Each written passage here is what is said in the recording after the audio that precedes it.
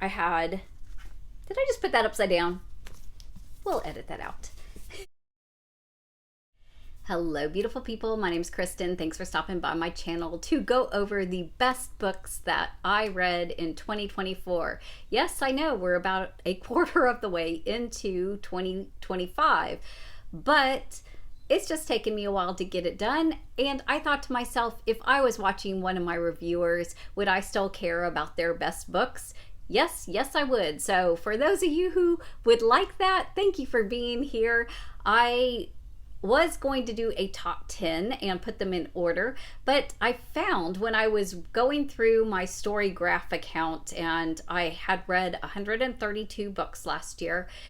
And then this year, when I wrote out all of my, yes, this was 5-star, I still think about it, I still ponder some learnings, I quote it, I recommend it, those kind of things make it onto this list. There are a lot of books that I read last year that I really think are 5-star and outstanding, but they are not necessarily part of this list because they didn't make that final cut, those final like, hey, I read a book about that kind of thing. I feel like that's what I want personally for books and for my book experience to grant me. So if that's something that maybe you're interested in, stay tuned. The other disclaimer before I show is that I'm going to show these not in order from least to best necessarily, but a category of nonfiction. These are the best nonfiction I read.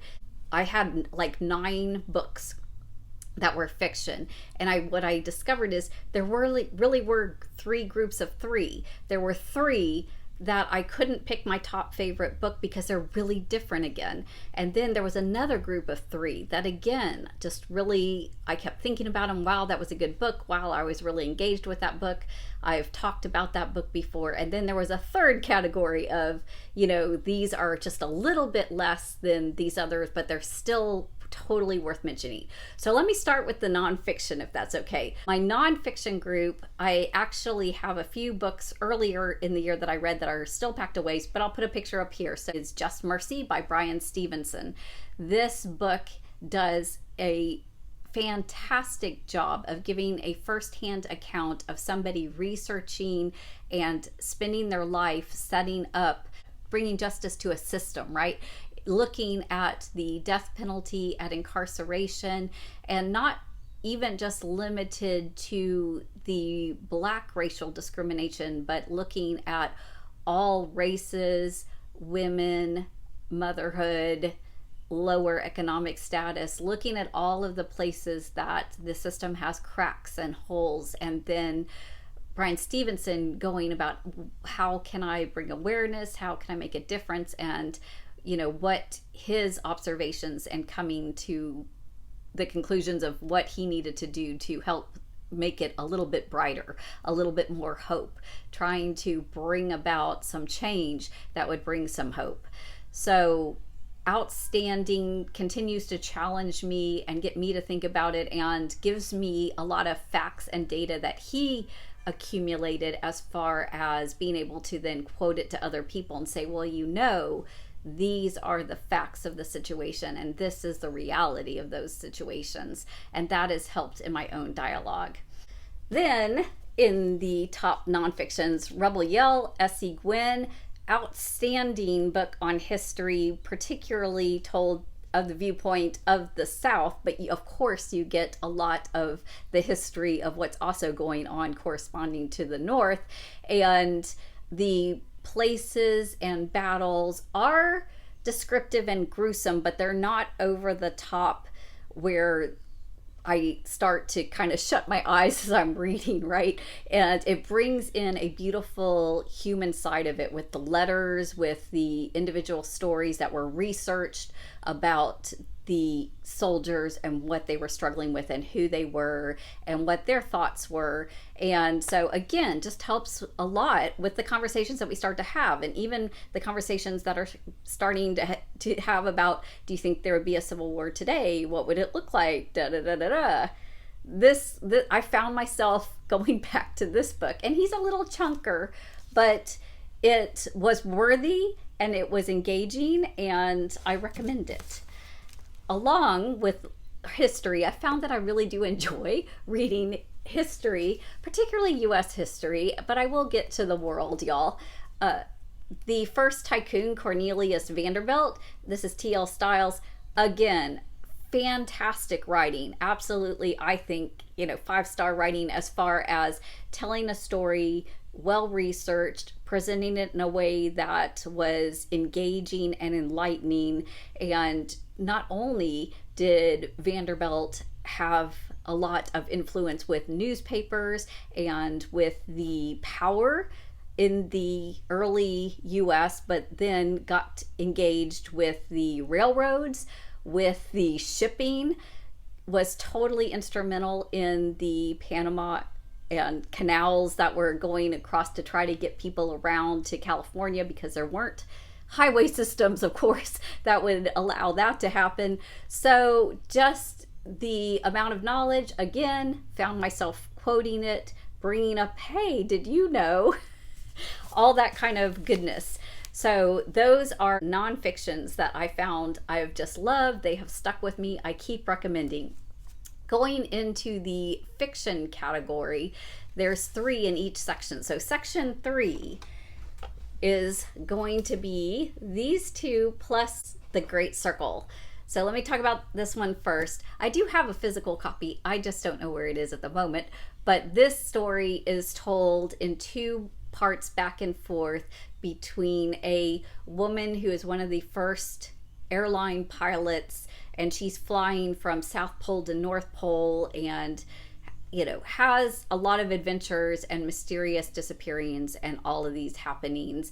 And then years later, a young actress who is portraying her, and she's struggling in life and trying to find her way. And at first she's not even that likable. She's really kind of raw and gritty and but I found trying to follow along with her and how she was challenged and how she had to kind of suck it up, if you will. I found that very satisfying. And I certainly enjoyed all of the storyline talking about the actual piloting. So there was even piloting and exploring in Alaska, and that was part of the training, if you will, part of how she learned to be such a great pilot. And so that was just really fascinating. So again, it's a fiction story that I am learning a lot and find that I am engaging and recommending quite a bit. I had John Steinbeck's East of Eden.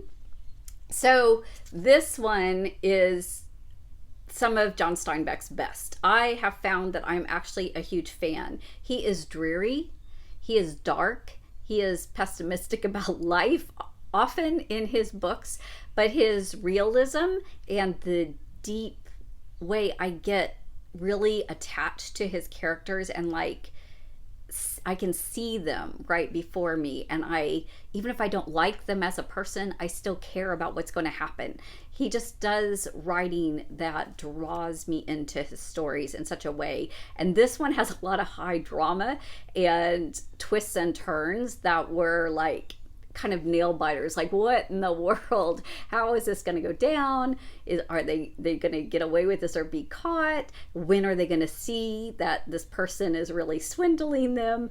So all those kind of great things. It's basically a play of brothers and the story of Cain and Abel, and trying to find some redemption and trying to find some purpose and trying to basically grow up in life and succeed. It is one of his longer books, but I don't think it's a difficult read. My last book in category 3, The Unlikely Escape of Uriah Heep by H.G. Parry. So this is a book of fiction that has so many nods to other works of literary fiction.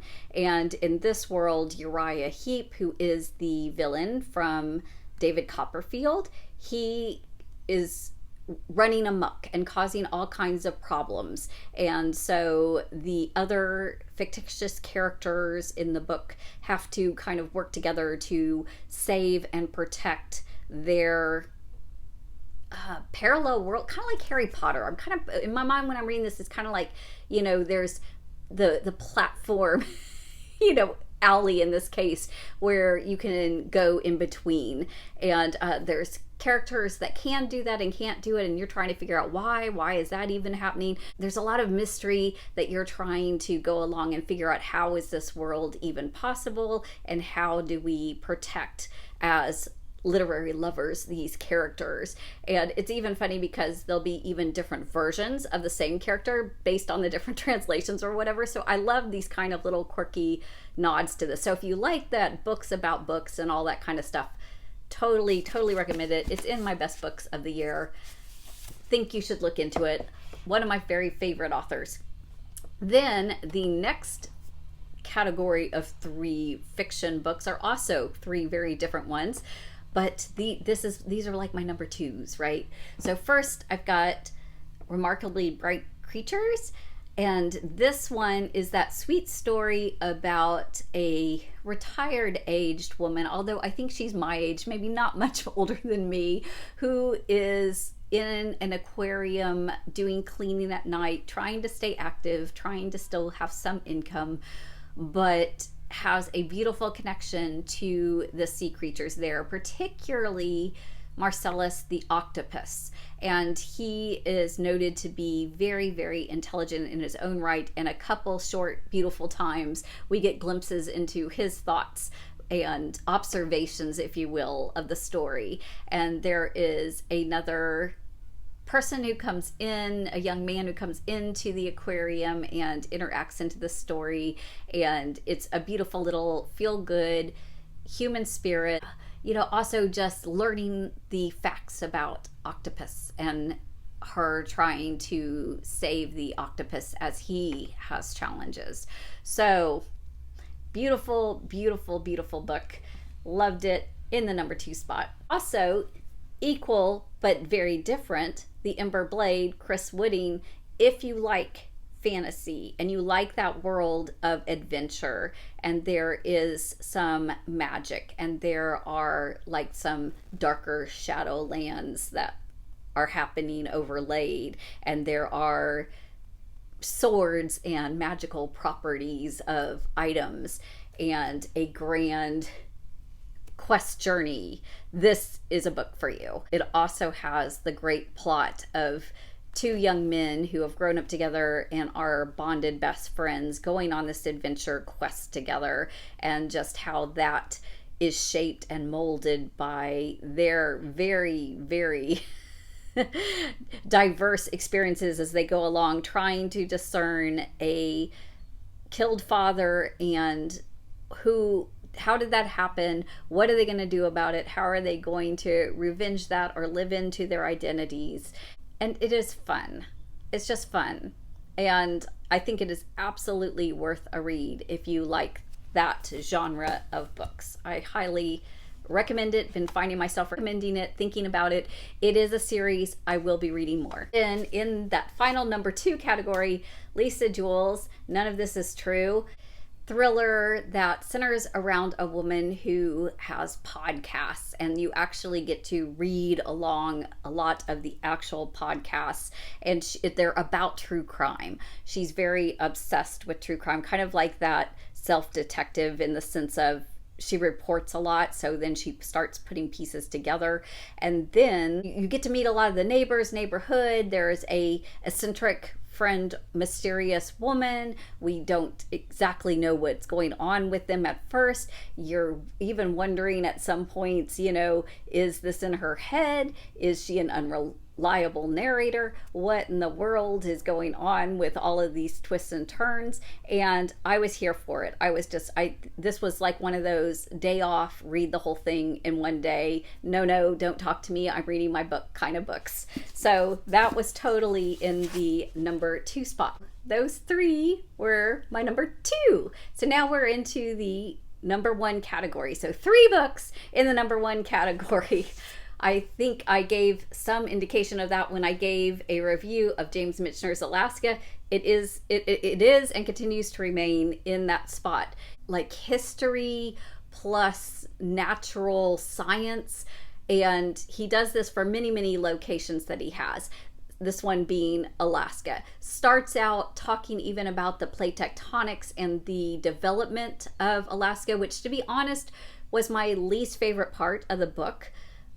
But even that was interesting to me because I love learning about science and love learning just in general. But if you're not particularly interested in that, push on a little bit, because then he starts talking about the animals that are there, and he actually is in the head of them. And I find myself rooting for the mammoth.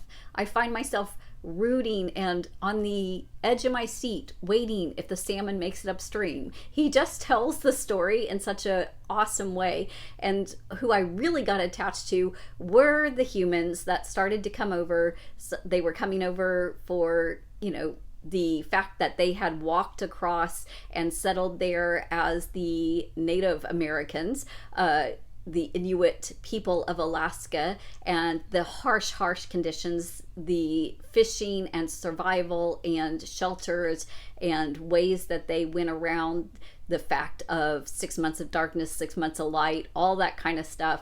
And I did live in Alaska for a while myself, so all of this was just totally making sense to me. And then we met these particular families that were coming up for the gold rush and the economic development and all of the infiltration and trying to navigate not only the native Inuits, but also the military and kind of interests between Russia, which is right there, and the United States, and Alaska becoming a state. We go through all of that. We went through so many things, except we didn't really get all the detail that we got in all of that for oil and the pipeline, which I thought is my only criticism. I mean, you've got a big chunky book and it goes all the way through the 80s, which was like the mecca height almost of the oil fields. And it was mentioned in passing, like in regard to other things, like they're going under the pipeline. Well, why didn't you tell us about the discovery of oil and the building of the pipeline? That would have been, if that had been there, I think I would have made this number one no matter what. So having said that, fantastic book. If you have any interest in the state of Alaska, wilderness and survival, if you're into those wilderness stories, like they're lost in the mountains, they're lost in the woods, they're trying to live off the land, you would love this book. You would love this book. That book will do it for you. Then one of my most enjoyable, fantastic reads, A Suitable Boy, Vikram, Seth. This was a group read that I did starting out with like 20 women from all over the world, really, who were reading this for about 2.5 months. We read this over about 2.5 months earlier in the year, and it was just amazing. It's basically a dynasty family saga with a lot of well-researched history of India, and you again learn so much about the politics, about the economics, about the different customs, and particularly, of course, in the Suitable Boy, they're doing marriage and arranged marriages, and how that works out, how that isn't and is acceptable in the different areas, the people that we get to meet and invest in. There's a whole lot of them, obviously, but we also follow them throughout the book. So we get to see a lot of great relationships develop, what happens when these political unrest happens, what happens when the marriages need to come to fruition, or are you going to buck the system? An epic book that I really encourage people. I can appreciate this is the biggest book I have ever read at 1,479 pages. This is the biggest one. So I can appreciate that it would be intimidating, but it's worth it. It's worth it.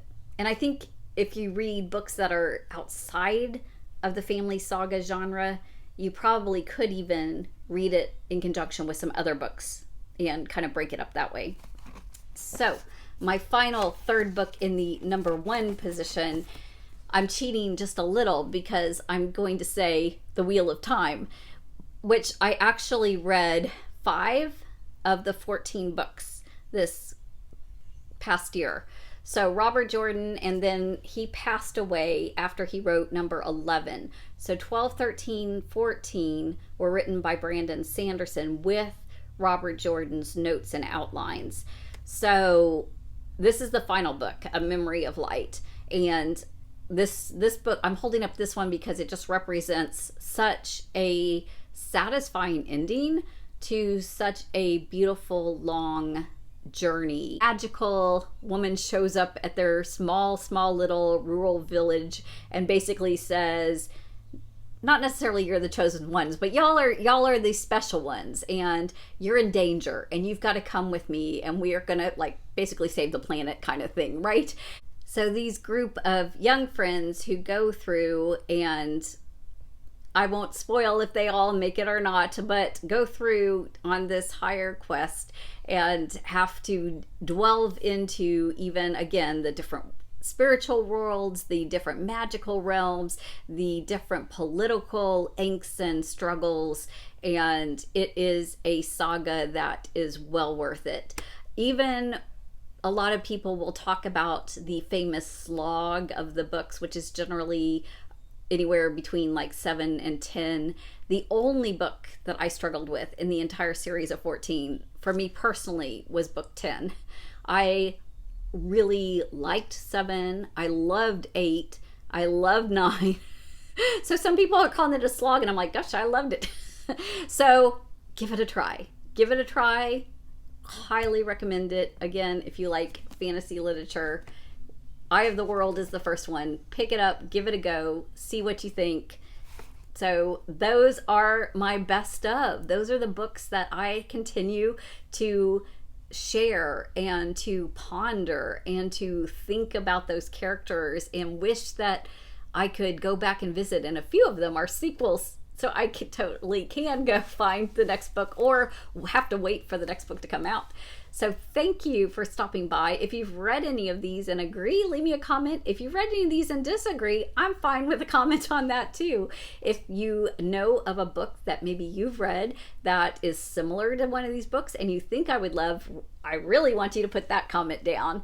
I hope that you have a blessed day and a blessed reading for the entire year of 2025.